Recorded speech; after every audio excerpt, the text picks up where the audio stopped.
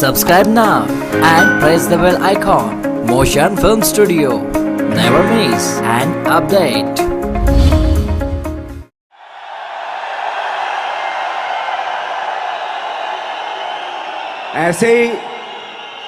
ऐसे जब 20 साल पहले मैं खड़ा हुआ था ऐसे किसी ऑफिस में जाके, तो मुझसे पूछा गया था कि क्या है। किसी डायरेक्टर के असिस्टेंट ने पूछा था क्या है। मैंने कहा एक्टर हैं। बोले दिखने से तो लगते नहीं हो एक्टर हो। तो क्या होता था कि इंडस्ट्री में हमेशा ये चलन था कि एक्टर हीरो जो होता है वो 6 फुट का होता है और गोरा होता है और लंबा चौड़ा बल्ले छल्ले होते हैं। मतलब हम तो बस ऐसे ही चले गए थे, ऐसा समझता था वो। और शिप्रा, मैं ये आपको यकीन दिलाना चाहता हूँ इस चीज़ का कि मेरे खुद के रिश्तेदारों ने भी, जब मैंने उनसे इच्छा जाहिर की कि मैं एक्टर बनना चाहता हूँ, तो उन्होंने भी मुझे डीमोरलाइज किया कि पहले शक्ल तो देख ले अपनी, क्योंकि 5 फुट का छोटा पतला दुबला सा आदमी, काला कलूटा। मुझे खुद को पता नहीं था कि इंडस्ट्री में मेरा क्या हाल होगा, बट एक जिद थी और हजारों लाखों, मतलब सालों साल से इंडस्ट्री में सिर्फ यही चलन था कि एक्टर तो, हीरो तो जो है ऐसा होता है। लेकिन इन सब ऑड सिचुएशंस के बावजूद भी गए। लेकिन एक चीज़ मेरे दिमाग में थी कि जो सब कर रहे हैं वो नहीं करना है, तो अलग क्या करूं, अलग क्या होना चाहिए। उसके लिए ट्रेनिंग की ज़रूरत थी, जो मैंने नेशनल स्कूल ऑफ ड्रामा में आके ट्रेनिंग ली। 3 साल मैंने एक्टिंग की पढ़ाई की वहाँ पे, और अपनी एक क्राफ्ट के बारे में समझा कि एक्चुअली इस पर्सनैलिटी में अगर मैं लोगों को इम्प्रेस करना चाहता हूँ, उसके लिए एजुकेशन की बहुत ज़रूरत है। या जो भी आप काम कर रहे हो उसमें क्राफ्ट, उसका एक्सपर्ट होना बहुत ज़रूरी होता है। ऐसे ही हवा में नहीं कि जैसे पहले होता था, अरे यार तो बहुत खूबसूरत दिखता, फिल्मों में जाके काम करना शुरू कर दे। ऐसा नहीं, किसी चीज़ को बारीकी से जानना, उसके लिए ट्रेनिंग की, एक्सपर्ट्स की, एक्सपीरियंस की ज़रूरत होती है। तो मैंने ट्रेनिंग ली नेशनल स्कूल ऑफ ड्रामा से, और 2000 में मैं पहुंच गया मुंबई। मुंबई पहुंचने के बाद जब हम किसी ऑफिस में जाते थे, आई थिंक उससे पहले चलन नहीं था बिल्कुल भी। हम लोग गए, जैसे मैंने बताया कि ऑफिस में खड़े हो के, भाई हम एक्टर हैं, काम दोगे क्या। तो बोले पहले हुलिया तो देख अपना तू। तो ये हर बार सुनने के लिए मिलता था, और वो बात भी सही थी, क्योंकि उससे पहले कभी कोई आपने देखा नहीं होगा कोई इतना बड़ा, कोई इतनी सी पर्सनैलिटी का 5 फुट 6 इंच का आदमी, पतला दुबला सा मरियल सा, कि कभी ये इस तरह के लोग एक्टर भी बन सकते हैं, हीरो भी बन सकते हैं, स्टार भी बन सकते हैं। ऐसा चलन था ही नहीं। मैं कॉन्फिडेंट था बिकॉज ऑफ माई ट्रेनिंग। मैंने ट्रेनिंग ली थी और अपनी क्राफ्ट के बारे में बहुत अच्छे से जानता था मैं, और उस चीज़ का सिर्फ कॉन्फिडेंस था मुझे कि आज नहीं तो कल, कल नहीं तो परसों, या 10 साल या 20 साल या 30 साल के बाद नंबर ज़रूर आएगा मेरा। मैंने कभी भी अपने को टारगेट नहीं दिया मैंने कि अगर 2 साल ट्राई करके देखता हूँ, उसमें अगर हो गया तो ठीक है, वरना कोई दूसरा फील्ड अपना लूँगा। ऐसा कभी नहीं। जिस चीज़ का पैशन होता है, जज्बा होता है, अगर आप दिल से चाह लो ना, तो पूरी दुनिया झुक जाती है उसके ऊपर। उसको पूरा करने के लिए पूरी कायनात एक हो जाती है कि इस आदमी की जिद के लिए, इस आदमी की जिद के आगे झुकना पड़ेगा, और पूरी दुनिया झुकती है आपकी जिद के आगे। लेकिन आपको जिद्दी होना पड़ता है, आपको बहुत सारे सेक्रीफाइस भी करने पड़ते हैं, क्योंकि ये आपने चाहा है। परीक्षा देनी पड़ती है आपको, जितना बड़ा इम्तहान होगा उतनी बड़ी परीक्षा भी देनी पड़ेगी। आसान काम नहीं है। छोटे छोटे टारगेट बनाएंगे तो छोटों में निपटारा हो जाएगा। हमेशा अपने आप को टारगेट बढ़ा दो। तो उसके लिए हमेशा अपने आप को अनकंफर्ट जोन में डालो, कि जो इम्पॉसिबल है उसको पॉसिबल करने की शिद्दत, पैशन आपके अंदर होना चाहिए, वो हो जाता है। आज जो दुनिया में इतने सारे एक्सपेरिमेंट हुए हैं, ये सिर्फ इसी बिना पे हुए हैं, पागलपन के जरिए ही हुए हैं ये सारे एक्सपेरिमेंट। एक मैंने कहीं सुना था कि कि जब आप एक्सपेरिमेंट करते हैं तो फेलियर भी होते हैं, कई बार फेलियर होते हैं। कोई एक एक्सपेरिमेंट करने के लिए, कोई एक चीज़ करने के लिए बहुत बार हमने भी झेला है, बहुत बार फेलियर हुए हम लोग। लेकिन एटलीस्ट हमें इतने सारे फेलियर होने से इतने तरीके पता चले कि इन तरीकों से सक्सेस नहीं मिल सकती। फॉर एग्जाम्पल, एडिसन ने जब बल्ब का आविष्कार किया तो 100 बार एक्सपेरिमेंट किए अपनी ज़िंदगी में। 100 बार एक्सपेरिमेंट करने के बाद जब उसको पता चला कि अरे फॉर्मूला तो ये था बल्ब बनाने का, तो एटलीस्ट उसको ये, उसके साथ साथ उसको ये भी पता चला कि 100 जो तरीके हैं, 100 तरीकों से बल्ब नहीं बनता, ये भी पता चला उन फेलियर्स में उसको।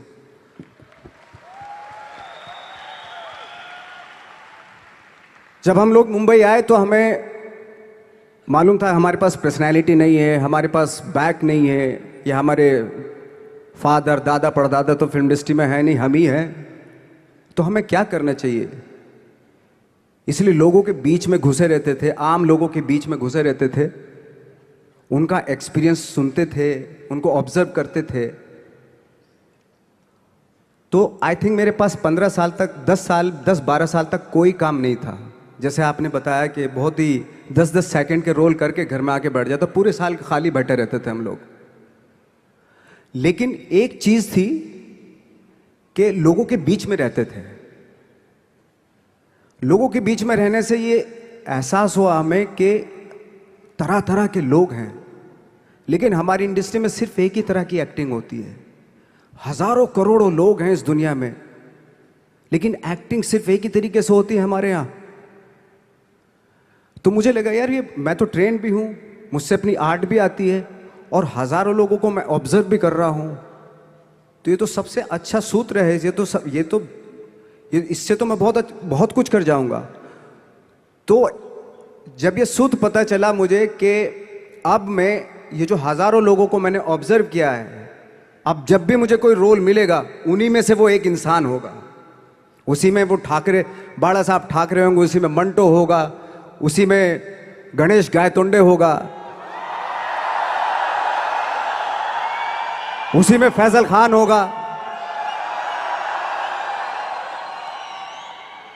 उसी में माजूमदार साहब होंगे। तो इस तरह के, ये कब हुआ? जब हमने लोगों को ऑब्जर्व करना शुरू किया, लोगों के बीच में रहे। मैं 15 साल के बाद जो मेरी लाइफ थी, जिसमें खाने तक को नहीं मिलता था, अब फॉर्चुनेट अपने आप को समझने लगा था कि थैंक गॉड कि मुझे ऐसे लोगों के बीच में मुझे रहने का मौका मिला। तो कभी भी, आई थिंक मुझे लगता है कि कभी भी जब आप स्ट्रगल कर रहे होते हैं ना, वो एक मौका होता है आपके पास, वो एक चांस होता है आपके पास कि कैसे उसमें आप अपना ऑब्जर्वेशन, एक्सपीरियंस, जब आपको काम मिलेगा वो उसमें लगाएंगे आप। तो मेरी लाइफ बहुत ही, आज जब मैं सोचता हूं कि यार ये तो बहुत ही अच्छा हुआ, तो जो 15, 10, 12 साल मैंने बिना काम के गुजारे, जो लोगों के बीच में रहा था मैं, आज वो काम आ रहा है मेरे। जहां जरा सा कोई कैरेक्टर मिलता है तो आदमी इसलिए कनेक्ट करता है उनसे कि उनको लगता है कि यार ये तो मेरे पड़ोस का ही, आसपास का ही ये बंदा है। मैंने देखे हैं इस तरह के लोग। आई थिंक यही हमारी सबसे बड़ी जीत है एज एन एक्टर।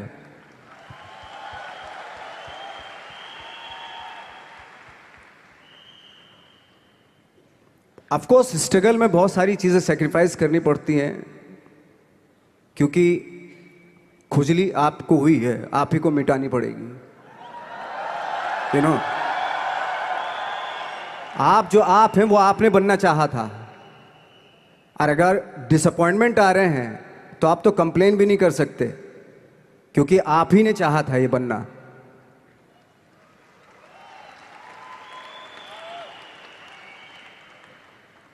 तो बस यही था कि 10-12 साल तक मैंने सोचा था, 10-12 साल जब स्ट्रगल हो गए तो मेरे बहुत ज़्यादा वो भी हुआ कि यार छोड़ के चले जाते हैं, कुछ काम मिल नहीं रहा है, क्या हो रहा है कुछ पता नहीं, आई डोंट नो मिल पाएगा या नहीं मिल पाएगा। फिर ये होता था कि नहीं, मेरी मदर जो है ना, एक लेटर लिखती थी मुझे हमेशा। तब मोबाइल नहीं आए थे, पेजर आए थे, तो पेजर यहाँ पे लगा के चलते थे हम लोग। जब उनको मालूम हो जाता था कि भाई बंदा जो है ना थोड़ा सा फ्रस्ट्रेशन में है, डिप्रेशन में है, क्योंकि काम नहीं मिल रहा, तो मेरी माँ मुझे एक लेटर लिखती थी, उस पर लिखती थी कि लिखने के बाद एक लास्ट में लिखती थी कि 12 साल में कचरे के दिन भी बदलते हैं, तू तो इंसान है, तेरा दिन भी बदलेगा।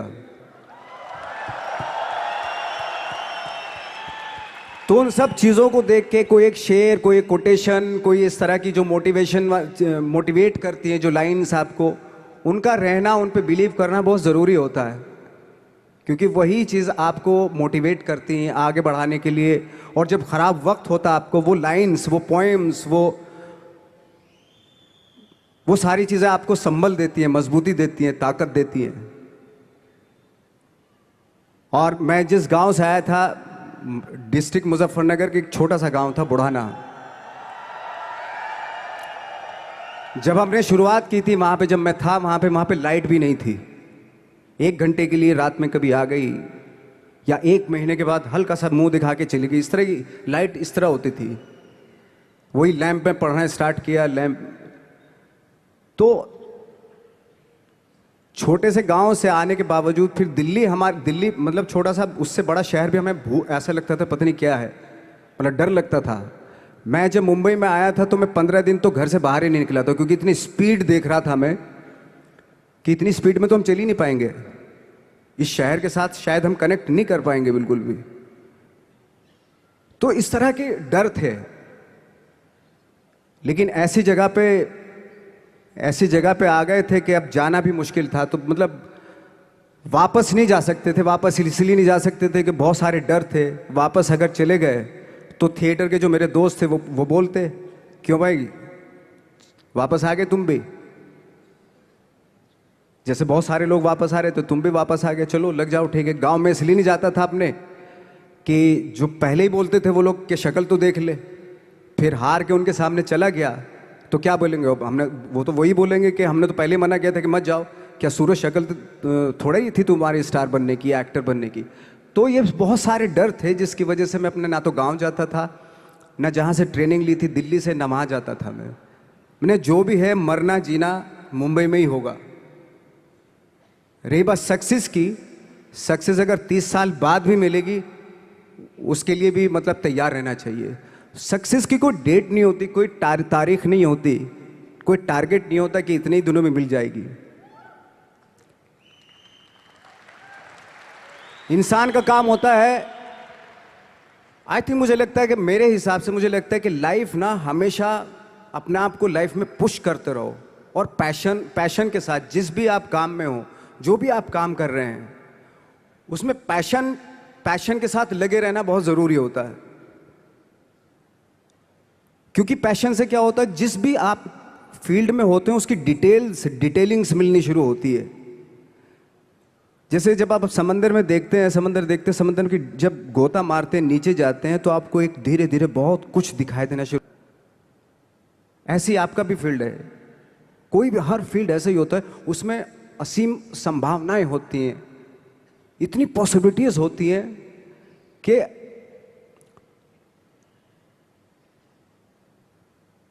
आई थिंक दुनिया का हर काम में इतनी सिर्फ अगर एक दर्जी है पैंट सीता है, 1000 तरीके की पैंट सी सकता है वो, अगर वो चाहे तो। अगर उसने नहीं चाहा तो वो जो ट्रेंड चला आ रहा है वही सीता जाएगा। लेकिन अगर उसने चाह लिया कि मैं ऐसा कुछ करता हूं, तो 1000 तरीके की पैंट उसी में 1000 तरीके की सी देगा वो पैंट। ऐसे हर फील्ड में पॉसिबिलिटीज बहुत होती हैं और एक परफेक्शन होता है। फॉर एग्जाम्पल जैसे हम लोगों ने ट्रेनिंग इसलिए ली कि परफेक्शन आ जाए अपने काम में। जैसे एक मैंने एग्जाम्पल सुना था कि ये छोटी छोटी चीज़ें जो मैं बता रहा हूँ, ये चूंकि मैंने बचपन में सुनी थी, उन पे उन्हीं को अपनी लाइफ बना के आगे बढ़ा तो आज यहाँ पे हूँ। इसलिए वो छोटी छोटी चीज़ें बहुत काम आती हैं, उनको सुनना बहुत ज़रूरी होता है इंसान के लिए। बताते हैं कि एक बहुत बड़े, पता नहीं ये सच है झूठ है, मुझे नहीं इतना ज़्यादा नहीं मालूम, बट कोई बहुत बड़े इंसान हुए, लेकिन वो पहले मोची थे, जूता सीते थे। लेकिन जूता जहाँ से सीते थे ना, वहाँ से कभी फटता नहीं था वो, भले दूसरी जगह से फट जाए लेकिन वहाँ से नहीं फटता था, क्योंकि उसका पैशन था जूता सीना। काम भले ही वो है वो, लेकिन उस काम में भी उनका उनका पैशन है। तो इसी वजह से वो इतने पॉपुलर होते चले गए कि यार जूता फट गया लेकिन सिलवाना वहीं जाके है, क्योंकि वहाँ अगर उन्होंने सी दिया वहाँ पे, जिंदगी भर वहाँ से जूता नहीं फटेगा। तो छोटी छोटी चीज़ों में ये जो परफेक्शन, पैशन, ये सारी चीज़ें होती है जो आपका आगे बढ़ाती हैं, बहुत आगे ले जाती हैं। लेकिन उसके वही है, कुछ चीज़ों का होना वाकई बहुत ज़रूरी होता है। फिर एक्सपीरियंस आपका, आपकी नॉलेज। जैसे मेरा मानना है कि मैं आई एम सॉरी टू से, बट मेरा खुद का मानना है कि मैं लक पे बिलीव नहीं करता हूँ। मेरे सामने आज तक मेरे सामने लकीली कोई चीज़ नहीं हुई कि मैं लकीली यहाँ तक पहुँच गया। आज जो आप प्रोमो देख रहे थे, जो क्लिपिंग्स देख रहे थे मेरी, मैं लकीली नहीं पहुँचा हूँ यहाँ पे। मैंने उसके लिए मेहनत की है, मैंने उसके लिए नॉलेज इकट्ठी की है, मैंने उसके लिए ट्रेनिंग ली है। अगर लक पे डिपेंड करता ना मैं, तो अपने एक रूम में रहता, देखते हैं यार लक जब होगा तो हो जाएगा, ऐसा थोड़ा ना होता है। बाला साहब ठाकरे का जब मैंने रोल किया तो वो लकीली नहीं हो गया। उसके लिए 1 महीना में पहले हारमोनियम पे बैठा मैं कि बाला साहब कहाँ से बोलते हैं, उनका सुर क्या है, उनका टेक्सचर क्या है, उनकी वॉइस का, उनकी वॉक कैसे है, वो चलते कैसे हैं, उनका वेट किस चीज़ पर ज़्यादा डिपेंड करता है। हर आदमी का जो वेट होता है, किसी का थाइस पे होता है, किसी का फुट पे होता है, किसी का बट पे होता है वेट, किसी का कमर पे होता है। हर आदमी का एक वेट शिफ्ट करने का एक अलग तरीका होता है। तो हम लोग इतनी डिटेल में जाते थे कि बाड़ा साहब किन चीज़ों पे वेट कर रख के चलते हैं, ऐसे चलते हैं, कोई या तो ऐसे चलते हैं या ऐसे चलते हैं, इस तरह की बहुत सारी डिटेल होती हैं। जब आप जाते हैं तो बहुत सारी चीज़ें पता चलते हैं। मेरे सामने इतने चैलेंज थे जब मैं बाड़ा साहब का रोल कर रहा था, तो वो मिमिक्री भी नहीं होनी चाहिए, कॉपी भी ना हो। जैसे अमूमन अक्सर होता है जब हमारे यहाँ बायोग्राफी की जाती है तो हम कॉपी कर देते हैं उसकी। कॉपी करना मतलब अगर हम किसी की कॉपी कर रहे हैं या मिमिक्री कर रहे हैं तो वो वीकनेस समझी जाती है कि आप वीक एक्टर हो। और ये बात मुझे बहुत पहले समझ में आ गई थी जब मैं ट्रेनिंग ले रहा था। मैं ट्रेनिंग के फ़ायदे बता रहा हूँ आपको। जब मैं ट्रेनिंग ले रहा था ये हमें तभी समझ में आ गया था। और प्रिपरेशन के वक्त, बाला साहब की प्रिपरेशन के टाइम पे, कि मैंने कि इसकी मिमिक्री नहीं होनी, बाला साहब की मिमिक्री नहीं होनी चाहिए, ना कॉपी होनी चाहिए, और लगना भी चाहिए कि बाला साहब ठाकरे है।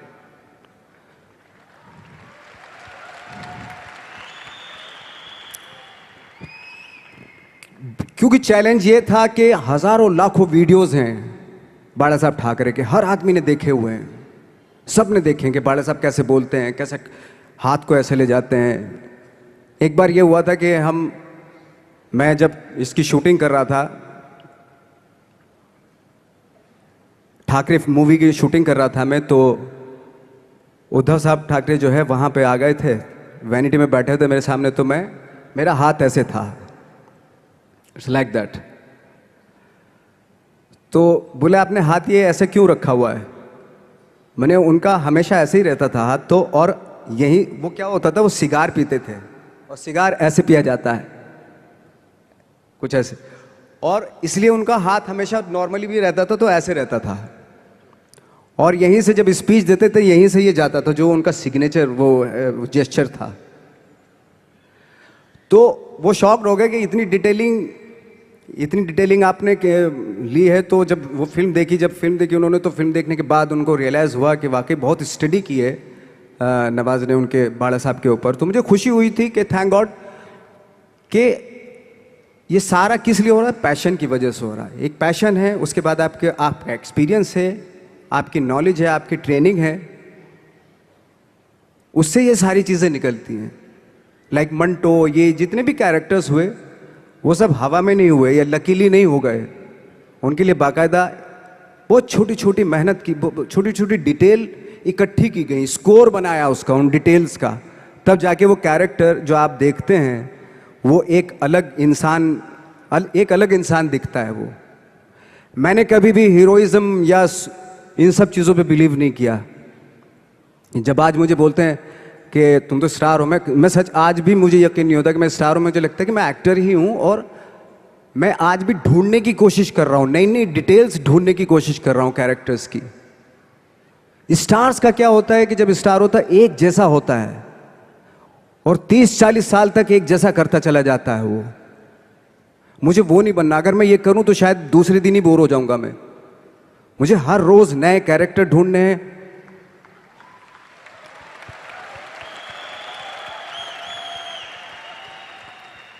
लोगों के बीच में रहना है, क्योंकि लोगों ये बीच में रहने से बहुत सारी चीजें मिलती हैं।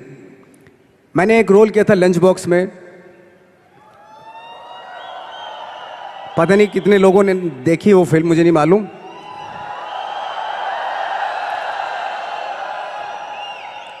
उसका कोइंसिडेंट ऐसा हुआ कि मेरा जो दोस्त था, जो मेरे रूम पार्टनर स्ट्रगल के टाइम पे मेरे साथ रहता था, तो मैंने उसी को सेम उसी की डिटेल मार दी उसमें फिल्म में।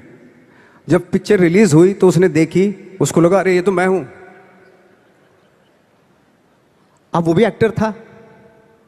उसके बाद जब वो फिल्म इंडस्ट्री में किसी के पास काम मांगने जाता था, तो लोग उसको बोलते थे यार ये ऐसा मत कर, ये नवाज ने कर दिया, कुछ दूसरा कर। तो बोलता हम तो ओरिजिनल में ही ऐसे हैं, उन्होंने हमारा कॉपी किया है।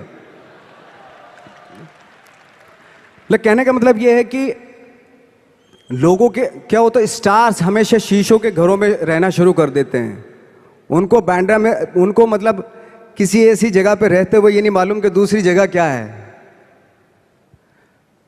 अगर आप चाहते हैं रोज हर फिल्म में एक नई पर्सनैलिटी क्रिएट करें, तो लोगों के बीच में रहना पड़ेगा आपको।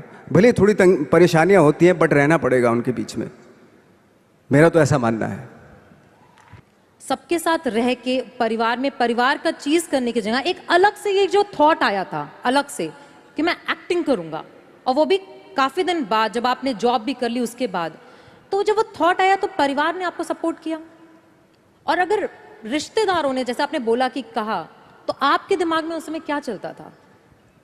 मेरे दिमाग में ये तो नहीं आया था कि मुझे एक्टर बनना है, बट इतना ज़रूर था कि कुछ तो नया करना है। क्या करूँगा मुझे नहीं आइडिया था। जो सब लोग करते हैं जो वो नहीं, कुछ अलग करना है मुझे। लेकिन मुझे ये नहीं मालूम था कि मुझे एक्टिंग करनी है। और इसीलिए मुझे लगता है आज जब मैं सोचता हूँ कि अगर मैं किसी भी फील्ड में होता, एक्टिंग के अलावा किसी भी फील्ड में होता, तो मैं एक्सपेरिमेंटल ज़रूर होता। क्योंकि मुझे आदत थी कि मुझे जो ट्रेंड चल रहा है उसके अगेंस्ट, मैं बहुत ही रिबेलियस था, रिबेलियस किस्म का इंसान हूँ मैं, आज भी हूँ, रहूँगा। क्योंकि मुझे अच्छा लगता है जो ट्रेंड चल रहा होता है उसके अगेंस्ट कुछ काम करना, चाहे मुझे अच्छा लगता है वो। क्योंकि क्या है ना कि जो चलन चल रहा है, आई थिंक उसको बहुत आसान है उस चलन के साथ चलना। उसके अगेंस्ट चलना, उसके लिए सालों लग जाते हैं। बीच बीच में आपको ये भी लगता है कि यार शायद पॉसिबल नहीं है। लेकिन जब पॉसिबल होता है ना, तो तब बड़ा अच्छा लगता है। तब ये जैसे आज मुझे फील हो रहा है ना, तब ऐसा लगता है। जैसे मैंने बताया कि मुझे कदम कदम पे ये बोला गया, जैसे रिश्तेदार मेरे, सबसे पहले तो रिलेटिव्स ही बोलते हैं आपके, बोले भाई ये जो करने जा रहा है तू, ये तेरे बस का नहीं है, तू देख ले अपना, बस का नहीं है ये। और जब हो जाता है तो ऑफकोर्स यही कि हमने तो बोला था, अब पता नहीं कब बोला था, मुझे भी नहीं पता कब बोला था उसने ये, कि हमने तो बोला था हो जाएगा।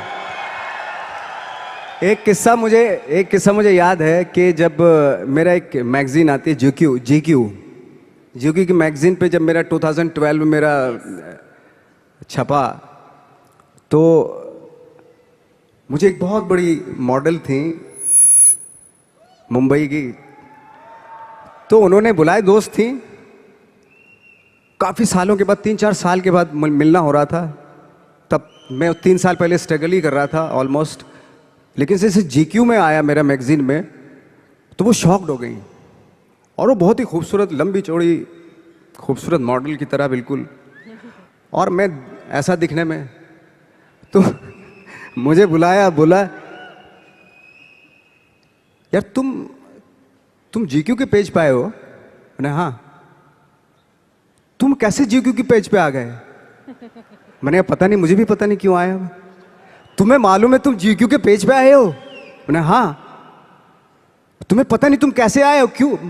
तुम्हें मालूम है तुम जीक्यू के पेज पे आए हो? शी वॉज लाइक, मतलब उसने बहुत अपनी जिंदगी में बहुत साल दिए इंडस्ट्री को, लेकिन कभी इस तरह का कुछ हुआ नहीं कि जीक्यू के पेज पे आ गए इस तरह के। हालांकि मैं ज़्यादा कुछ इस चीज़ पे बिलीव नहीं करता, बट उसके लिए बहुत इंपॉर्टेंट था कि जीक्यू के पेज पे तुम कैसे गए।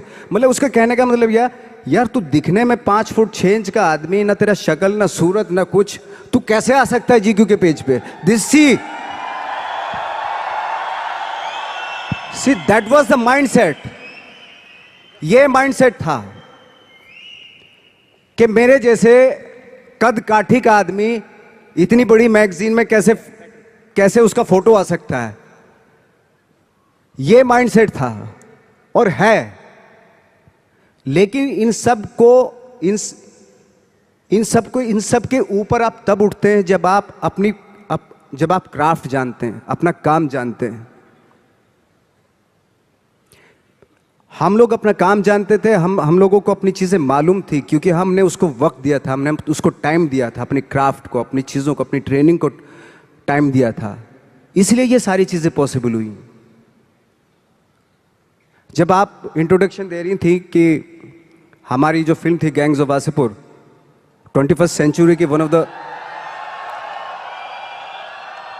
इंडिया से सिर्फ वही फिल्म है, 21st सेंचुरी की सिर्फ वही पिक्चर चुनी गई विदेशों के थ्रू। इसका रीज़न क्या था, क्यों चुनी गई? लकीली नहीं चुनी गई।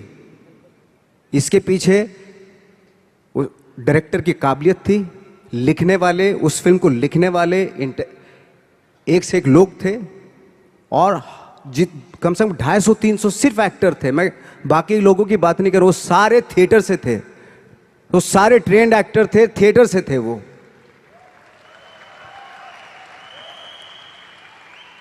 आज जब हम लोग फिल्में लेके जाते हैं इंटरनेशनल फिल्म फेस्टिवल्स में, वो चलती हैं, उनको अप्रिशिएट किया जाता है, तो हमें खुशी इस बात की होती है कि थैंक गॉड कि उन फिल्मों को रिप्रेजेंट कौन कर रहा है? वो लोग जिनके पीछे जो वाकई जिनकी स्पेशलिटी अपने क्राफ्ट में है, जो पढ़ लिख के आए हैं, जो थिंकर हैं।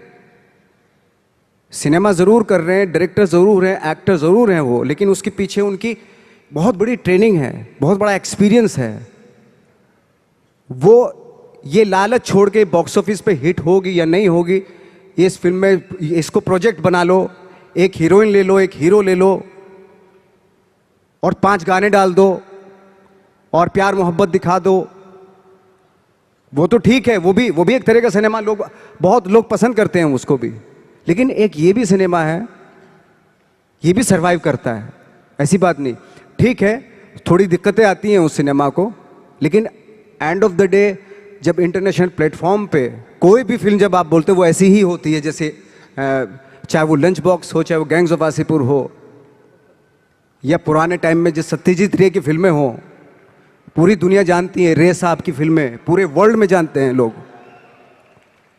तो आज ठीक है, आज के युग में आज के टाइम में आप उन सिनेमा को थोड़ा, अरे ये तो कोई ख़ास नहीं, कुछ नहीं है, बट वर्ल्ड में इसी सिनेमा से जाने जाते हैं। अगर चाहे वो रे हो, ऋतिक घटक हो, चाहे वो गरम हवा, उस तरह की फिल्में जो होती थी, या चाहे नसीरुद्दीन शाह, ओमपुरी हो, पंकज कपूर हो, तो इस तरह के एक्टर्स ने आके एक अलग धारा बनाई थी। अगर बहुत लोग सुपरस्टार से प्रभावित होकर बम्बई आ रहे थे, तो बहुत सारे लोग, हम जैसे लोग, एक्टरों से इंस्पायर होकर भी आ रहे थे, ऐसी बात नहीं है।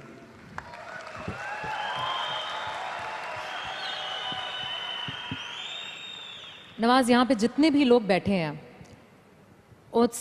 जैसे आपने बोला कि ट्रेनिंग बहुत ज़रूरी है, और आप काफ़ी बार इस बात को मेंशन करते हैं कि ट्रेनिंग, समझना, अपने क्राफ्टमैनशिप को समझ के करना बहुत ज़रूरी है।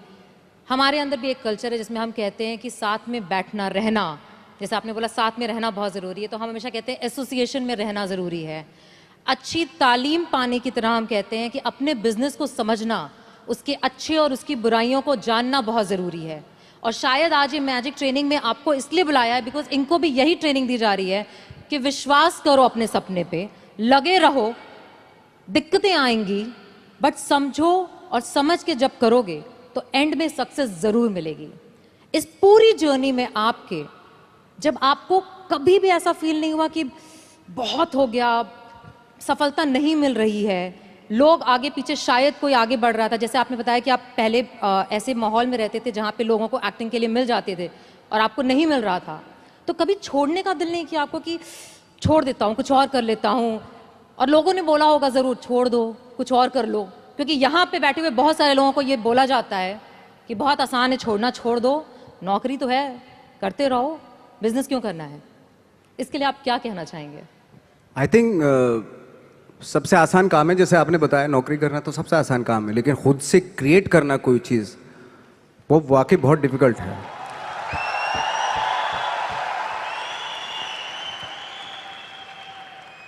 क्या होता है ना कि सरकारी नौकरी मिल गई, बस अब कुछ नहीं चाहिए, पूरी जिंदगी गुजार देते हैं, क्योंकि मिलता रहेगा, वो सो हटाएंगे तो नहीं, आपको मिलता रहेगा, सरकारी पैसा आता रहेगा आपके पास। लेकिन खुद से जब करते हैं ना, तो उसको करते हुए बहुत दिक्कतें आए, डेफिनेटली बहुत दिक्कतें आएंगी, क्योंकि खुद का कुछ क्रिएट कर रहे हैं आप, और क्रिएशन में हमेशा प्रॉब्लम आती है, वो आसानी से नहीं हो जाता, कोई भी क्रिएट चीज़ आसानी से नहीं हो जाती। आपके आसपास मुझे लगता है कि मोटिवेट करने वाले लोग होने चाहिए, आपके दोस्त ऐसे होने चाहिए जो आपको मोटिवेट करें, आपकी बातें सुने, ऐसे लोगों के बीच में रहिए जो आपको हर वक्त आपकी बातें सुने, आप चाह क्या रहे हो, क्या सोचते हो आप, उसकी रेस्पेक्ट करें। और सारे जो ग्रुप जो होता है, वो उसकी थॉट को रेस्पेक्ट करके उसको एग्जीक्यूट करें, यू नो, वो बहुत ज़रूरी होता है। तो आई थिंक जैसे हमारे यहाँ भी होता है कि बहुत सारे टैलेंटेड एक्टर होते थे, जब हम दिल्ली से मुंबई की तरफ आते हैं तो बहुत सारे जत्था का जत्था 15-20 एक्टर्स आते थे, तो बीच बीच में गायब होने लगते थे वो, पता नहीं कहाँ, कोई कहीं चला गया, कोई कहीं चला गया, किसी ने छोड़ दिया, किसी ने दुकान कर ली, है ना, किसी ने कुछ कर लिया, ऐसे चले जाते थे। मैंने कहा वो एक्टर कहाँ गया, वो तो चला गया, क्यों? ये काम नहीं मिल रहा था यार। अच्छा वो तो यही है मुंबई, वो क्या कर रहा है? बोले कुछ नहीं कर रहा है, ऐसे ही। तो पता है ऐसा क्यों होता था? कुछ एक्टर थे जिनका सर्किल बहुत करेक्ट होता था, और कुछ एक्टर थे जिनका सर्किल जो है ना बहुत ही गंदा सर्किल था, डिप्रेस करने वाला, है ना, ऑलरेडी फ्रस्ट्रेटेड थे वो लोग, इस तरह का सर्किल था। तो हमेशा ना मुझे लगता है कि अवेयर रहना चाहिए कि मैं किन लोगों के बीच में रहता हूं, वो बहुत ज़रूरी है। क्योंकि क्या होता है कि अगर आप डिप्रेस फ्रस्ट्रेटेड लोगों के बीच में रहोगे ना, तो आप भले एनर्जेटिक हो, टैलेंटेड हो, लेकिन 6-7 साल रहने के बाद आप भी वैसे ही हो जाएंगे, क्योंकि वो एनर्जी आपकी सक कर रहे हैं, आपको दे नहीं रहे, कुछ भी एनर्जी आपकी ले रहे हैं वो। तो बहुत सारे एक्टरों से जब मैं मिलता था, वो बिल्कुल ही गिव अप कर दिया था उन्होंने, फनी यार ऐसे क्यों दिखाई दे रहे हो ऐसे, और उनके थॉट भी बदल जाते हैं, पता है, वो सारी कंप्रोमाइज़ वाले, अरे यार जो भी है ठीक है, थोड़ा मोड़ा छोटा पोटा दिलवा दो जो भी बनेगा, यार तू तो बहुत टैलेंटेड था, तू इस बात पे आ गया कि छोटा मोटा कुछ भी वो दिलवा दो, यानी कि कंप्रोमाइज़ कर लिया ना उसने लाइफ से अपनी। तो आई थिंक वो बहुत ज़रूरी होता है कि आप किन लोगों के बीच में रहते हो, क्योंकि एनर्जी जो होती है ना वो एक्सचेंज होती है, एनर्जी टकराती है एक दूसरे से। 2 पॉजिटिव लोगों को यहाँ पे खड़ा कर दो, आपको पता चल जाएगी, वो एनर्जी मालूम हो जाएगी। या 10 लोगों में 3 नेगेटिव एनर्जी खड़ा कर दो यहाँ पे, तो वो 3 जो नेगेटिव एनर्जी वाले होते हैं ना, वो 7 लोगों की एनर्जी ऐसे खींच लेते हैं। ये है, फैक्ट है ये बात। एनर्जी तो सर्वाइव करती है ना, ट्रेवल करती है एनर्जी। तो हमेशा मुझे लगता है कि ऐसे लोगों के बीच में रहो जो पॉजिटिव हो, जिनके थॉट बहुत अच्छे हों, जो नया कुछ करने की सोच में हमेशा रहते हो, जो कुछ क्रिएट करने की धुन में रहते हो, तो इस तरह के लोगों के बीच में रह के अगर रहते हैं आप, तो 3-4 साल भी आप 3-4 साल बाद भी आप भी वैसे ही हो जाते हैं। बट हर इंडस्ट्री में हम लोग एक रखते हैं कि यहाँ पे रिटायर होना है। आपके हिसाब से इंडस्ट्री छोड़ के, बट आपके हिसाब से आपको क्या लगता है नवाज कि आप कब रिटायर होना चाहेंगे? देखिए, रिटायर की तो बात की बात है, खैर रिटायर एक्टर तो रिटायर नहीं होता है ना, जो स्टार होते हैं वो रिटायर हो जाते हैं। वो तब तक होता है उनका जब तक ये होता है, उनका करियर तब तक होता है।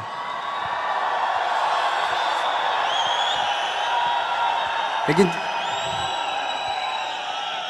सी इसमें और इसमें फर्क होता है, बिल्कुल, है ना। तो जैसे मैं एक बात कहने वाला था, एक बात कह रहा था कि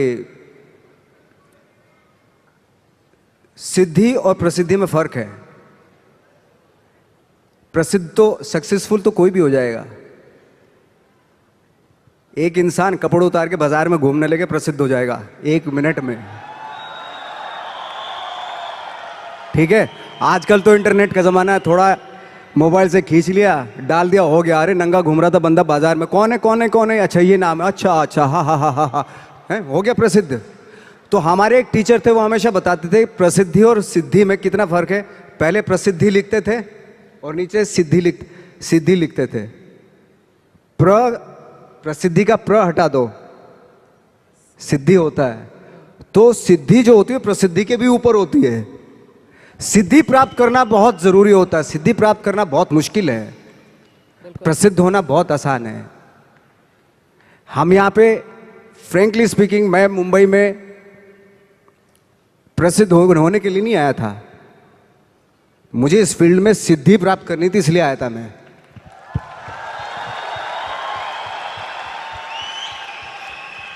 प्रसिद्धि आज आपके पास है, कल को उनके पास होगी तो इसको भूल जाएंगे, परसों उसके पास होगी, दोनों को भूल जाएंगे। लेकिन जिसके पास सिद्धि होगी ना, उसको आप कभी नहीं भूल सकते। आप जो भी काम कर रहे हैं, अगर आप उसमें आपका पैशन है, जज्बा है, उसमें आपका मैडनेस है, तो वो आपको, वो सिद्धि आपको मिलेगी। गौतम बुद्ध ने भी इतना टाइम दिया था वो सिद्धि प्राप्त करने के लिए। तो सिद्धि प्राप्त करना बहुत जरूरी होता है। वो विरले ही होते हैं, मतलब। और ये पॉसिबल है कि आपको अपने फील्ड में आप सिद्धि प्राप्त कर सकते हैं, लेकिन उसके लिए वही फिर वो पैशन, वो ऑनेस्टी, वो बहुत सारे एलिमेंट है जो जरूरी होते हैं। सी मैं सच बताऊं, मैंने बहुत सारे इंटरव्यूज में ये भी बोला है कि इंस्पायर होने के लिए जरूरी नहीं कि बहुत बड़े बड़े लोगों को देखें आप। इंस्पायर तो आप अपने गांव में जो एक गणित का टीचर होता है ना, उससे भी इंस्पायर हो सकते हैं आप। मैं बहुत से ऐसे आम लोगों से इंस्पायर हुआ हूं जिनका परफेक्शन था, भले ही वो कोई भी काम कर रहे हो, लेकिन उसमें उसका परफेक्शन होता था, वो ऑटोमेटिकली होता था। उसके पीछे आई डोंट नो उसकी क्या थॉट था। फॉर एग्जाम्पल, मेरे यहाँ पे एक मैकेनिक था, मैं सच बता रहा हूँ, उसको इतनी नॉलेज थी उसमें अपने काम में कि वो दूर से गाड़ी चलती हुई गाड़ी को ना बता देता था कि उसमें ये प्रॉब्लम है। बॉनेट खोलता था, सबसे पहले हाथ उसी इंस्ट्रूमेंट पे जाता, उसी अपरेटस पे जाता था उसका, जहाँ प्रॉब्लम होती थी। ऐसे हाथ किया और ठीक हो गई गाड़ी। तो ये मैंने सोचा, यार ये तेरे अंदर ये क्या खास बात है, ऐसे तू कैसे सोच लेता है? कि उसने बताया, नवाज भाई मैं रात में सोता हूँ ना, तो भी पुर्जों के बारे में सोचता हूँ मैं, यू नो। तो जरूरी नहीं है कि आप इंस्पायर जो है वो बहुत बड़े बड़े लोगों से ही हों।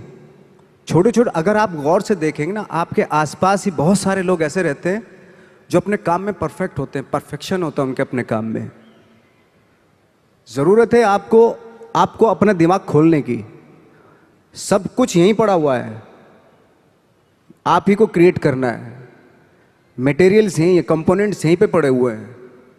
कहीं जाके दूसरे शहर से, दूसरी कंट्री से नहीं लेके आना है, यहीं पड़े हुए हैं, आपके आसपास ही बिखरे हुए हैं।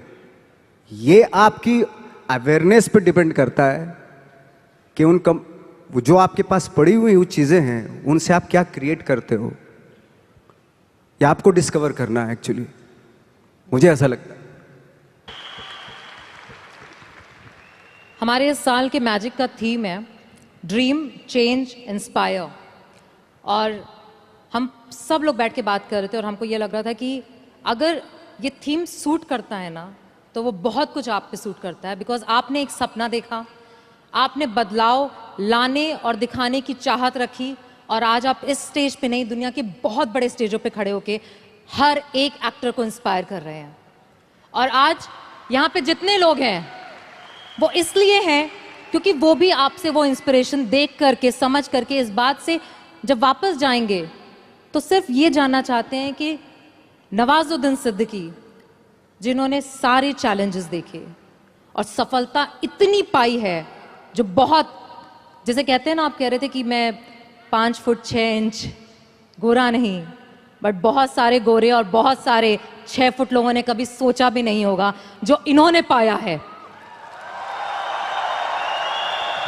एंड तो ऐसे बहुत सारे यहाँ पे बैठे हैं जिन्हें अपने ऊपर डाउट है, जिन्हें ऐसा लगता है कि मैं कर पाऊंगा क्या, जिन्हें ऐसा लगता है कि शायद मुझ में अब उस बात की एबिलिटी नहीं है, या मुझ में कुछ है नहीं, मैं कम हूँ।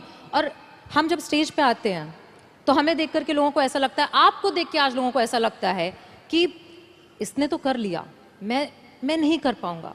तो ऐसे लोगों को आप क्या कहना चाहेंगे? सी, उसने वो कर लिया जो उसको करना था, है ना। आपको वो करना है जो आपको करना है। अगर आप ये सोचेंगे कि उसने जो उसको करना था उसने कर लिया, अब मैं क्या करूं, तो फिर तो आप कुछ नहीं कर पाएंगे, क्योंकि आप तो फॉलो उसी को कर रहे हो। बिल्कुल। आपको खुद की अपनी आवाज़ सुननी पड़ेगी। एक्चुअली मैं क्या करना चाहता हूं, इस मामले में बहुत ही इंडिविजुअल होना पड़ेगा, बहुत ही प्राइवेट होना पड़ेगा आपको, कि मैं क्या करना चाहता हूं, मेरे क्या थॉट है, मेरे क्या ड्रीम्स हैं। पहले तो सपने देखने पड़ेंगे आपको, और सपने में भी कंजूसी नहीं करनी चाहिए।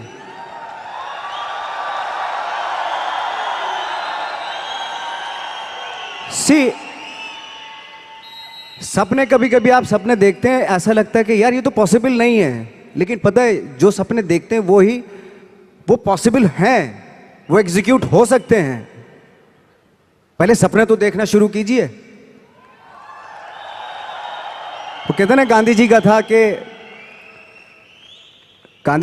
था ना, एक कोटेशन था कि वो सपने वो होते हैं जो आपको सोने नहीं देते, दिन में भी हैं, वो उस तरह का था ना कि एपीजे अब्दुल कलाम ने कहा था कि dreams are not those which you see when you sleep, but dreams are those which does not allow you to sleep. Exactly. तो मैंने खुद ने देखा है कि एज एन एक्टर, मैं तो अपने एज एन एक्टर ही बात करूंगा, मैं जब रात में सो रहा हूं और मुझे ड्रीम आया कि मैं एक रोल ऐसा कर रहा हूं, कुछ अजीब सी बॉडी लैंग्वेज है, अजीब सी उसका डायलॉग डिलीवरी है, और अजीब सही मतलब, और सुबह उठा के थोड़ा थोड़ा याद रह गया मुझे कुछ ऐसा। लेकिन बार बार कई बार जब वो सपने देखे मैंने, तो अजीब सा ही कुछ था, और जो मेरे बूते के बाहर की चीज़ थी, वो ऐसा सपना था, वो ऐसा कुछ मैं परफॉर्मेंस वाइज देख रहा था। कुछ जैसे कभी कभी आप कुछ फिल्में देखते हैं, कुछ इंस्पायर हो जाते हैं, कि कुछ परफॉर्मेंसेस से इंस्पायर हुए, और मैं उस परफॉर्मेंस के काबिल भी, मतलब उसके आसपास भी नहीं था मैं। तो मैंने सोचा यार ये इम्पॉसिबल, ये तो मैं कर ही नहीं सकता। और जब मैं उठ के करना शुरू किया, मैंने जो मैंने सपना देखा था वो एग्जीक्यूट करने की कोशिश की, तो बहुत ही भोंडापन सा हो रहा था उसमें, बहुत ही अजीब सा लग रहा था। मैं खुद ही घबरा गया अपने आप से, मैं क्या कर रहा हूँ। बट यू नो, बार बार उसी चीज़ को, जो मैंने सपना देखा था, उसी को बार बार एग्जीक्यूट करने की कोशिश करता रहा। बाद में after long time I realised कि मैं उसके जैसा करने लगा हूँ, मतलब जो मैंने सपना देखा था, यू नो। बिल्कुल। कभी कभी आपने देखा होगा, ये भी एक सपना ही था, यार मैं उड़ जाता हूँ चलो आज, है ना। सपना, ये फैंटेसी थी। कभी सोचा होगा कि किसी ने, कोई सोच भी नहीं सकता था, वो भी एक सपना ही था ना। आज लोग चले जाते हैं ना, एक दूसरी कंट्री से उड़ के चले जाते हैं, ये भी सपना ही था, किसी का सपना ही रहा। ये सारे सपने थे एक्चुअली, जो आज एग्जीक्यूट हो रहे हैं, कुछ सालों के बाद एग्जीक्यूट हो, हजारों सालों के बाद एग्जीक्यूट होते होते चले गए। तो सपना देखना ज़रूरी है, और एब्सर्ड सा सपना देखना और भी जरूरी होता है। सपना कैसा भी देखना जरूरी होता है। क्यों? क्योंकि उसमें पॉसिबिलिटी होती है। जितना एब्सर्ड सा अजीब सा सपना देखेंगे, आई थिंक उस पे जब आप फोकस करेंगे ना, तो आई थिंक वो बहुत ही खूबसूरत चीज, बहुत खूबसूरत चीज होती है वो। साधारण सपना देख लिया तो ठीक है, सो के वो तो कोई भी देख लेता है साधारण सपना। मैं कहता हूं असाधारण सपना देखना चाहिए, क्योंकि सपना, असाधारण सपना वो तभी आएगा जब आप असाधारण सोच के होंगे। मेरे साथ मेरा अनूप आया, वो जानता है मैं साल में ट्रैवलिंग को छोड़ के, अगर ट्रैवलिंग नहीं कर रहा तो मैं 300 दिन शूटिंग करता हूँ। बाकी जो 65 डेज है ना वो ट्रैवलिंग के होते हैं। अगर ट्रैवलिंग के भी ना हो ना, मैं 365 डेज जो है ना शूटिंग ही करता रहूँ। मुझे इतना शौक है एक्चुअली। मेरा ये एक मैडनेस है मेरे पास है, और थैंक गॉड मुझे उसमें बहुत सारे लोग बोलते हैं, मेरी प्रॉब्लम भी होती है एक्चुअली कि यार क्या है, अपने सिर्फ यही करते रहते हो, यही कुछ थोड़ा सा बाहर जाओ, घूमो फिरो, है ना, ऐसा होता है, बहुत सारे लोग बोलते हैं। तो मुझे लगता है यार ये मैंने तो यही चाहा था ना, यही पैशन था ना मेरा, और यही मौका मिल रहा है मुझे, करने का मौका मिल रहा है, तो इससे मैं बोर कैसे हो सकता हूँ? अगर 365 डेज मुझे काम, पूरे 12 के 12 महीने आप यही करवाते रहे, तो इसी का तो शौक है मुझे। ये छोड़ के मैं कहीं और जा ही नहीं सकता एक्चुअली। अगर किसी को मुझे सजा देनी है तो मुझे एक्टिंग करवाना बंद करवा दे, तो मैं खुद ही ऐसे ही मतलब ख़त्म हो जाऊंगा। तो मेरा शौक है ये, और वो शौक जो है ना, वो आपका जो शौक होता है, जब वो पैशन बन जाता है ना, तो वो आपकी लाइफ हो जाती है। तो आपकी लाइफ ना, जो ना तो किसी सक्सेस की मोहताज होती है। अगर आज मुझे फिल्मों में काम मिलना बंद हो गया तो मैं थिएटर करना शुरू कर दूंगा। वो बंद हो गया, मैं 2 लोगों को ले जाके यहां पे एक नाटक कर दूंगा, स्ट्रीट प्लेस करना शुरू कर दूंगा, क्योंकि वो मेरा पैशन है। मैं मोहताज नहीं हूं कैमरे का, है ना।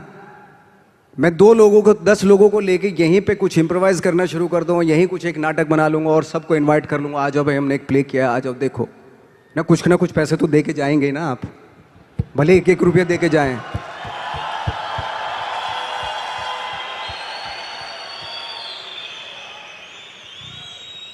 तो हम लोग जो है बहुत सारी चीज़ों के मोहताज नहीं है। अगर छोड़ भी देंगे ना तब भी हम अपना, कहते हैं ना कि वो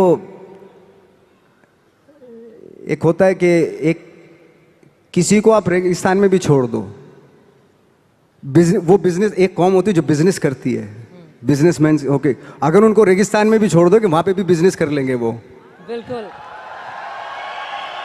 मुझे लगता क्योंकि उनकी रग रग में होता है वो, उनके ब्लड में होता है वो। जो भी आप काम करें वो काम आपके वाकई ब्लड में होना बहुत जरूरी है, उसके लिए मैडनेस होना बहुत जरूरी है। आई थिंक यहां बैठे 10,000 लोगों के दिल में भी कुछ मैडनेस है।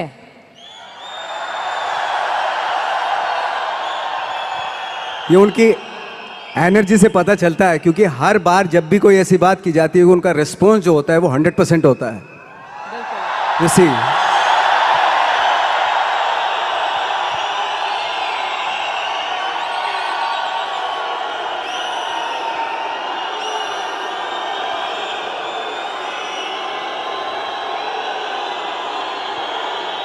It's really wonderful energy, I am telling you, beautiful energy.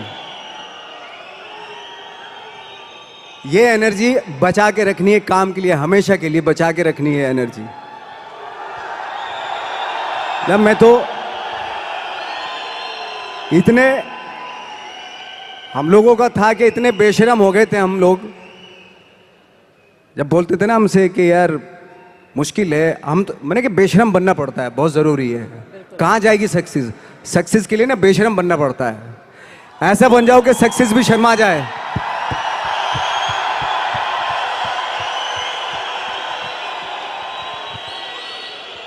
वो जब हम चैलेंज करते थे, कितने साल में, 10 साल में, 20 साल में, 30 साल में, 40 साल में, कितने साल में मिलेगी सक्सेस? हम तो रेडी थे, मैं 40 साल तक भी स्ट्रगल करता रहता अगर नहीं मिलता मुझे। मेरे अंदर तो वो पैशन था। अगर मैं दिल से बोलूं तो नवाज, यहाँ पे बैठे जितने भी लोग हैं, और जैसे मैंने आपको बताया, हर इंसान के पीछे एक कहानी है कि वो कैसे यहाँ पे आकर के बैठा है। और पैसे, परिवार, हर तरीके की, लोगों के कहने की, बोलने की, हर तरह के चैलेंज जो सोच सकते हैं, मैं गुजरी हूँ, ये गुजर रहे हैं। और आज जब आप यहाँ पे हो तो आप इनसे वो एक क्या बात बोलना चाहोगे जिसको वो यहाँ से जब जाएं तो बोले नवाजुद्दीन सिद्दीकी ने कहा था और उन्होंने कहा था, इसलिए मैं करके दिखाऊंगा। मेरा एक एक्सपीरियंस हुआ था, एक छोटा सा एक्सपीरियंस। छोटी छोटी इंसिडेंट्स है ना, कभी कभी आपको लाइफ का पता चल जाता है। तो मेरा एक छोटा सा एक्सपीरियंस हुआ था। एक बार हम लोग जब 2000 में मुंबई आए थे तो बहुत सारे मेरे दोस्त यार भी आए थे। कुछ शादीशुदा थे, हमारे जैसे लोग अकेले, ऐसे कुछ हम लोग ऐसे ही आ गए थे। ट्रेनिंग सब लेके आए थे। तो मेरा एक दोस्त था, उसकी बेटी थी कोई 4-5 साल की। तो ये वो किस्सा बता रहा था कि नवाज, पता है परसों मैं अपनी बेटी को लेके जा रहा था, उसने कहा पापा पापा मुझे आइसक्रीम चाहिए, है ना।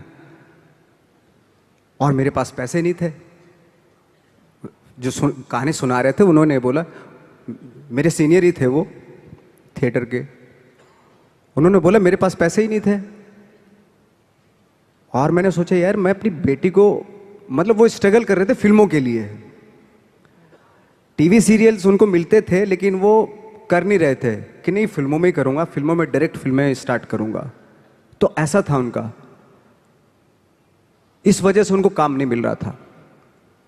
तो उनकी बेटी ने जब बोला पापा पापा मुझे आइसक्रीम चाहिए, तो जब उन्होंने बोला कि बेटा मेरे पास पैसे ही नहीं है, तो नवाज उस दिन मैंने सोचा कि भाड़ में जाए टीवी सिनेमा या वो, मैं टीवी करूंगा लेकिन अपनी बेटी को जब भी बोलेगी आइसक्रीम खिलाऊंगा, हैं। But the thing is see, मैंने बोला दादा, मेरे सीनियर थे, बोले दादा अगर मेरी बेटी होती, वो भी 4-5 साल की है, मैं उसको आइसक्रीम ना लेके देता।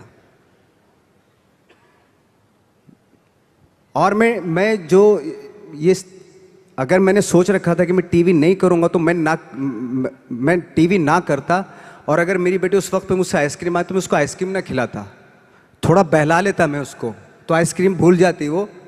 और ये लेकिन मैं करता वही जो मेरा पैशन था। सी, बहुत बड़ी बात है। दुनिया में कोई भी माँ बाप ऐसा नहीं जो अपने बच्चों से प्यार ना करता हो, बिल्कुल। लेकिन आपका जो पैशन है, आप अपने पैशन से जब आप उसको अचीव करते हो ना, जब आपकी बेटी बड़ी होती है, तब वो जो फक्र महसूस करती, गर्व महसूस करती है ना, उसकी बात कुछ हो रहा है। अभी वो 5 साल की, मैंने बोला वो अभी वो 5 साल की, मेरी बेटी अगर होती मैं उसको बहला देता। यू नो, चार्ली चैपलिन का किस्सा आपने सुना होगा कि बहुत सारे भाई बहन थे वो, तो भूख लगती थी उनको, है ना, खाने वाने को कुछ होता नहीं था। तो उनकी जो मदर क्या करती थी, जब भूख लगती तो बच्चे माँ के पास आते थे, मामा भूख लगी है ये वो सब, तो उनकी मदर क्या करती थी, उनकी मम्मा क्या करती थी, जो विंडो थी उनमें सबको एंगेज कर लेती थी। वो देख सामने जो आ रहा है, देख कैसे चल रहा है, वो कैसे बात कर रहा है, वो देख हा हा हा हा हा, कैसे देख कैसे गिर गया, वो केले के छिल पे फिसल गया, वो सबको दिखाती थी। उसमें पूरा दिन बीत जाता, लोगों बच्चे जो थे भूल जाते थे खाना खाया कि नहीं आज। तो मुझे लगता है कि शायद वहीं से जन्म लिया था चार्ली चैपलिन ने। बिल्कुल। चार्ली चैपलिन ने जन्म ले लिया था, बट जो चार्ली चैपलिन बना वो वहां से बना था एक्चुअली।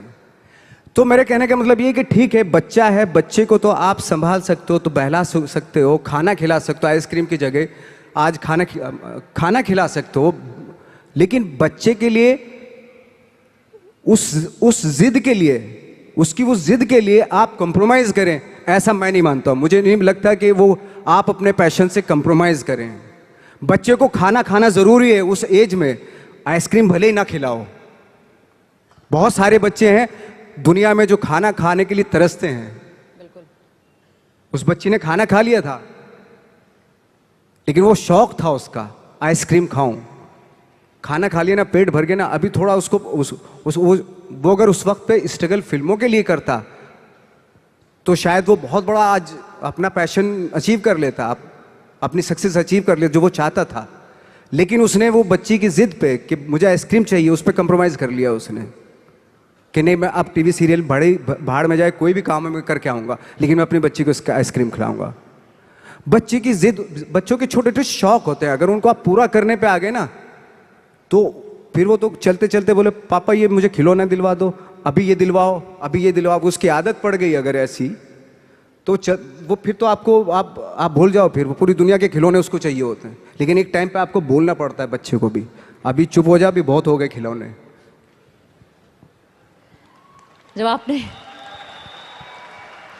मैंने जब बिजनेस शुरू किया था नवाज, आज से 8 साल पहले, तो मेरा बेटा उस समय 5 साल का था और मैं सुबह से लेकर रात तक काम करती थी।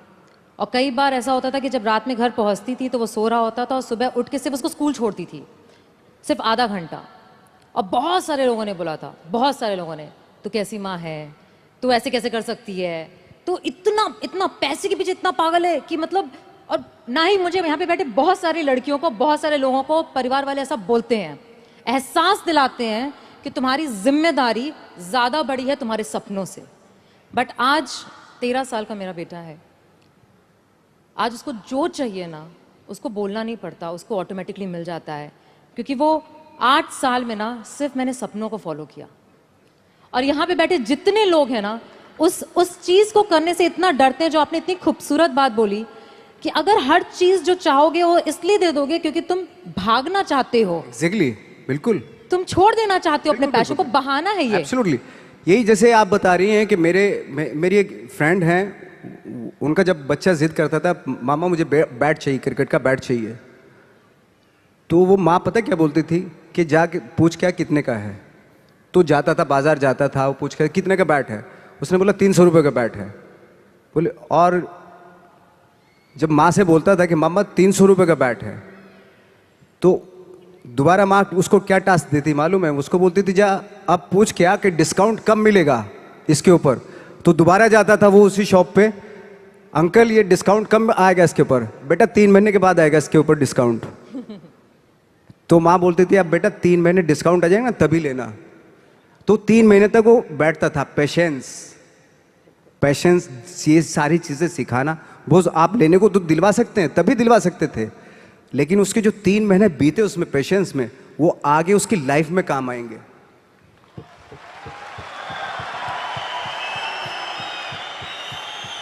वो कहते हैं ना कि सक्सेस जब मिल जाती है और बहुत पैसा आ जाता है आपके पास, तो अपने बच्चों के शौक पूरे करने लगते हैं आप। जब वो बड़े होते हैं ना बच्चे, उनको करने की क्या ज़रूरत है, हमारे तो शौक पूरे हो गए, हमारे बाप तो रखे गया, सब कुछ है, पूरा एम्पायर रख के गया हमारे लिए, हमें करने की क्या ज़रूरत है। तो उस तरह के हो जाते हैं वो बच्चे। जब तक उनको एहसास कराना बहुत ज़रूरी है कि इसलिए आपने देखा होगा बहुत सारे हमारे यहाँ स्टार हैं, तो उनके जो बच्चे हैं उनको बना बनाए सारी चीज़ें मिल जाती है। कभी कभार ऐसा भी होता है, एक आध एग्जाम्पल बता रहा हूँ मैं जनरली नहीं बता रहा हूँ। आजकल तो खैर माँ बाप जो है बहुत समझदार हो गए हैं, वो अपने बच्चों को, चाहे वो स्टार हो चाहे आप हो हम हो, कि अपने बच्चों को कैसे पालना है, तो वो बहुत समझ से पालते हैं आज की डेट में। जैसे बहुत बड़े स्टार थे हॉलीवुड के, तो उनका बेटा बहुत बिगड़ा हुआ था, शायद बहुत सारे लोग नाम भी जानते होंगे, बहुत बिगड़ेल बच्चा था। तो कई बार उसने कुछ गाड़ियाँ भी बड़ी रैश चलाता था ऐसे ऐसे, और एक बार जेल में चला गया वो। तो जब वापस आया तो बोले पापा आपने मुझे मतलब मेरी बेल नहीं करवाई।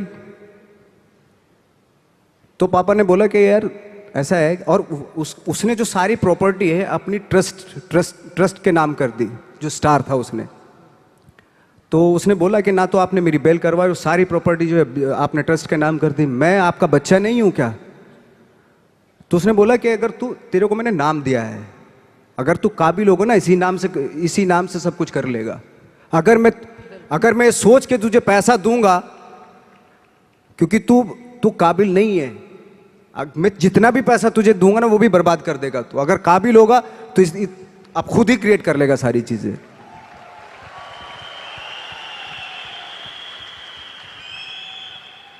प्यार की भी कहते हैं ना कि इंतहा होती है, तो बहुत जरूरी रिस्पॉन्सिबिलिटी, जैसा भी आपने बोला, जिम्मेदारी बहुत जरूरी होती है। प्यार में अगर बच्चा बह गया या प्यार में जब बह जाते हैं तो बह जाते हैं, फिर बह ही जाते हैं, यू नो ऐसा होता है। हमारे यहाँ जितने लोग यहाँ पे बैठे हैं ना नवाज, वो एक टर्म हम यूज़ करते हैं, अपलाइन डाउनलाइन। जो ऊपर वाला है वो अपलाइन है, जो नीचे वाला है वो डाउनलाइन है। और सारे डाउनलाइन माँ बाप की तरह समझते हैं अपलाइन को।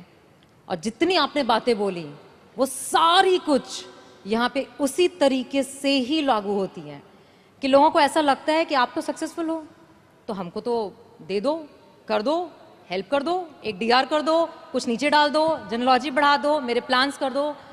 बट माँ बाप जो हम लोग हैं वो हर बार कहते हैं खुद करो, खुद सीखो, खुद समझो, खुद गिरो, खुद उठो। और जितने लोग यहाँ बैठे हैं वो बहुत बार गिर चुके हैं और हर बार उनको ये भी पता है कि गिरते हैं तो माँ बाप हमेशा होते हैं उठाने के लिए, बट गिरना जरूरी है। गिरना जरूर, बिल्कुल बिल्कुल गिरना जरूरी है। वो कहते हैं ना कि फील्ड में रहोगे तो छक्का लगता है। क्रिकेट के हिसाब से देखें, पवेलियन में बैठ के थोड़ा ना छक्का लगता है, फील्ड में रह के छक्का लगता है।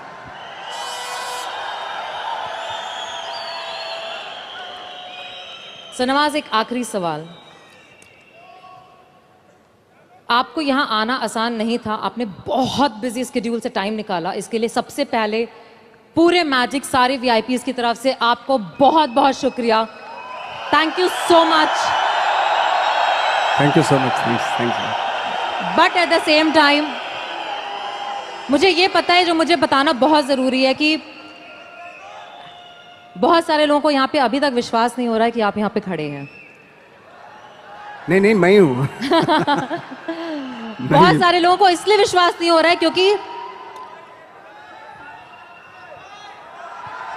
मेरी समझ से एक चक्कर स्टेज का फिर से बनता है, एक चक्कर स्टेज का फिर से बनता है। बिल्कुल बिल्कुल, ऑफ कोर्स, बिल्कुल ऐसे ना। Please, I think everybody deserve to see you.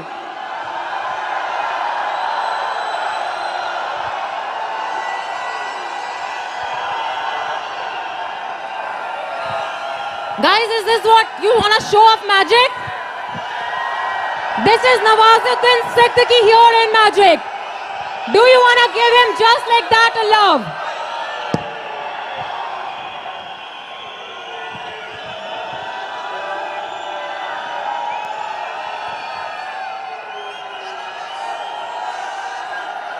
He is here for you.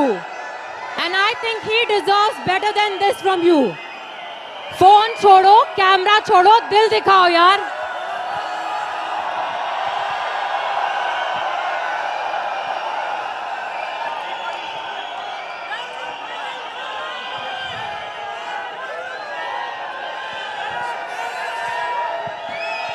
Nawaz,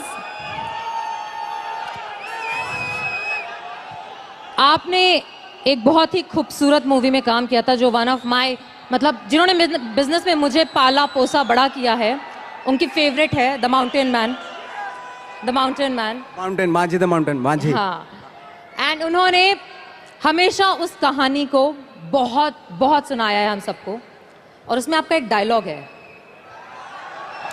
हाँ, उसमें डायलॉग मैं बता देता हूँ आपको, लेकिन यहाँ पे कुछ और लागू होता है। जैसे उसमें है, जब तक तोड़ेंगे नहीं तब तक छोड़ेंगे नहीं। लेकिन यहाँ चूंकि टीम है पूरी, तो आप सब टीम का फर्ज बनता है उस डायलॉग को इस तरीके से बोले, जब तक जोड़ेंगे नहीं तब तक छोड़ेंगे नहीं।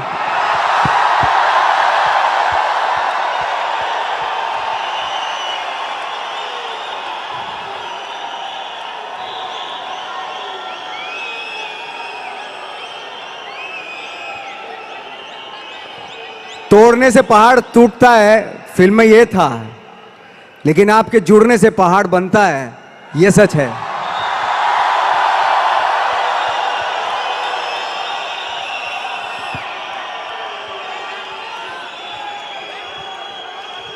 जितना जुड़ के रहेंगे उतना अच्छा है, जुड़ने से ही चीजें क्रिएट होंगी।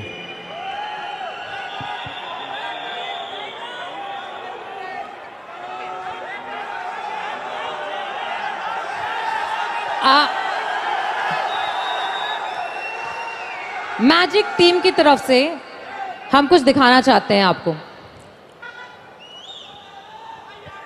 Can we have?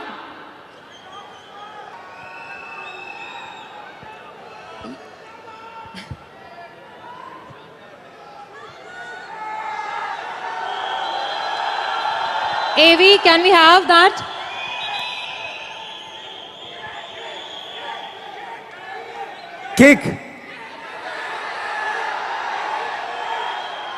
किक का एक डायलॉग सुना देता हूं जब तक बिल्कुल बिल्कुल ये ठीक हो तो मैं।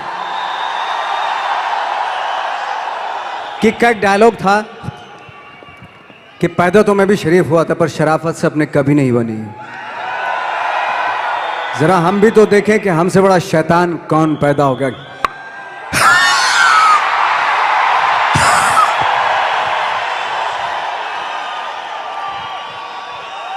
वो एक्चुअली टीम ये चाह रही थी,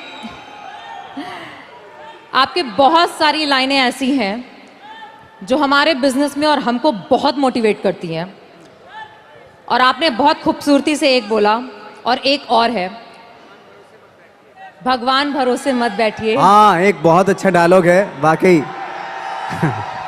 थैंक यू सो मच, आपने याद दिलाया। एक डायलॉग है, ये जो बातें मैंने जितनी भी की मैंने शायद इसलिए की क्योंकि मेरा वो थॉट है, और उस थॉट का सार है जो माझी पिक्चर में था कि भगवान के भरोसे मत बैठिए, क्या पता भगवान हमरे भरोसे बैठा हो। क्योंकि भगवान भी वेट करता है, भगवान वेट करता है ये खड़ा होके कुछ करेगा तो मैं इसका साथ दूंगा। घर में लेटे लेटे रूम में भगवान भी साथ नहीं देता उसका। जब आप पक्का इरादा करते हैं और घर से निकलते हैं, सोचते हैं कि वाकई कुछ करना है, तभी भगवान साथ देता है। जो घर में घुसे रहते हैं उनका भगवान कभी साथ नहीं देता।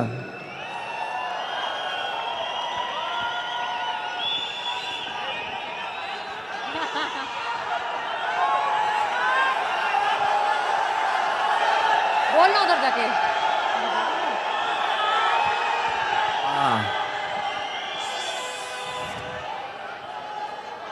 गैंग्स ऑफ वासेपुर को एक डायलॉग की फरमाइश आई है तो मैं आपके सामने कर देता हूं। हालांकि वो डायलॉग पता नहीं, आई डोंट नो क्यों लोगों को बड़ा अच्छा लगता है, मुझे कभी भी उसमें मज़ा नहीं आया फ्रेंकली स्पीकिंग, लेकिन मैं सुनाता हूं। बाप का, दादा का, भाई का, सबका बदला लेगा रे तेरा Faizal. Thank you very much.